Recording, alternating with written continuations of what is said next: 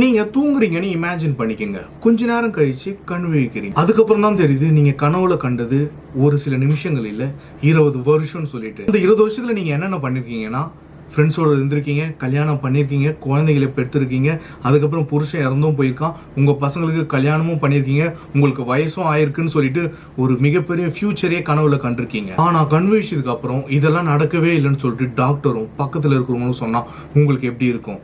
இந்த ஒரு கேஸ் உண்மையா நடந்த ஒரு ரியல் இன்சிடென்ட். வீடியோ ஃபுல்லா பாருங்க. கிளைமேக்ஸ்ல மரண ட்விஸ்ட் இருக்கு.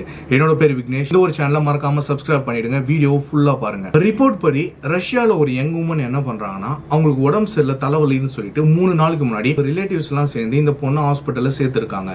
சேர்த்துட்டு இந்த பொண்ணு என்ன ஆச்சுன்னு தெரியல, ஒரு 3 வாரமா கோமாலையும் இருந்திருக்காங்க. அதுக்கப்புறம் என்ன ஆச்சுன்னா, அதுக்கப்புறம் அந்த உமன் 3 வாரம் கழிச்சு கோமால இருந்து எழுந்துக்கிறாங்க. எழுந்த உடனே டாக்டர் கிட்ட, டாக்டர் நான் எங்க இருக்கேன், இங்கேயே என்ன வச்சிருக்கீங்கன்னு கேக்குறாங்க.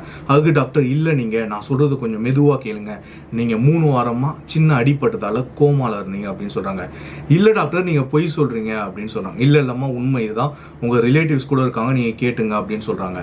அதுக்கப்புறம் அந்த பொண்ணு காம் ஆயிட்டு, சரி ஓகே என்னோட 3 பசங்களை கூப்பிடுங்க, பார்த்தே ரொம்ப நேரம் ஆகுது, கூப்பிடுங்கன்னு சொன்னோன்னே டாக்டர் ஷாக் ஆகுறாரு. ஏன்னா இந்த பொண்ணுக்கு வயசே 19 தான், கல்யாணம் கூட ஆகல, இந்த பொண்ணு என்ன 3 குழந்தைய கூப்பிடுறாங்கன்னு சொல்லிட்டு. அதுக்கு டாக்டர் அப்ப சொல்றாரு, இல்லம்மா குழந்தைங்களாம் உங்களுக்கு கிடையாது, உங்களுக்கே 19 வயசு தான் ஆகுது, நீங்க ஒரு சிங்கிள் உமன் தான் அப்படின்னு சொல்றாங்க. பட் அந்த கேர்ள் சுத்தமா நம்பவே இல்லை. நீங்க இது வரைக்கும் சொன்னதெல்லாம் நான் ஒத்துக்கிறேன் டாக்டர், இதை நீங்க சொன்னீங்கன்னா நான் என்ன பண்ணுவேனே தெரியாது அப்படின்னு சண்டை போடுறாங்க. இதை டாக்டர் கேட்டு ரொம்பவே ஷாக் ஆயிட்டு உடனே ரிலேட்டிவ்ஸ் எல்லாம் கூப்பிட்டு இந்த மாதிரி இவங்க கேட்கறாங்க, இவங்க சமாதானப்படுத்துங்க அப்படின்னு சொல்றாங்க.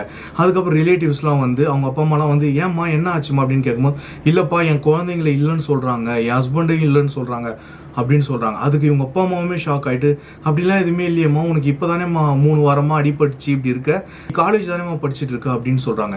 இதை கேட்டு அந்த பொண்ணு ஷாக் ஆயிட்டு, இல்லப்பா எனக்கு வயசு 35 ஆகுது, ஏன் இப்படி பண்றீங்க, எனக்கு கல்யாணம் ஆயிடுச்சு, எனக்கு ஹாரின்னு சொல்லிட்டு ஒரு ஹஸ்பண்ட் இருக்காரு, எனக்கு ஒரே பிரசவத்துல 3 குழந்தை பிறந்திருக்கு, அதுல 2 குழந்தைக்கு நான் கல்யாணமே பண்ணிட்டேன், நீங்க என்ன இப்ப இப்படி சொல்றீங்க, வெறுப்பேத்தாதீங்க, என் குழந்தைய கூட்டுவாங்க அப்படின்னு சொல்றாங்க. இதை கேட்டு அவங்க அப்பா அம்மா என்ன பண்றதுன்னே சுத்தமா தெரியல. அதுக்கப்புறம் தான் அவங்களுக்கு கொஞ்சம் கொஞ்சமா நினைவு வர ஆரம்பிக்குது, ஒருவேளை இது நம்ம கனவா இருக்குமோ அப்படின்னு சொல்லிட்டு.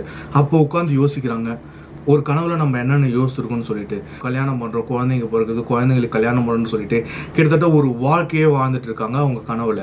அதுக்கப்புறம் இதெல்லாம் தெரிய வந்து நார்மல் ஆயிடுறாங்க.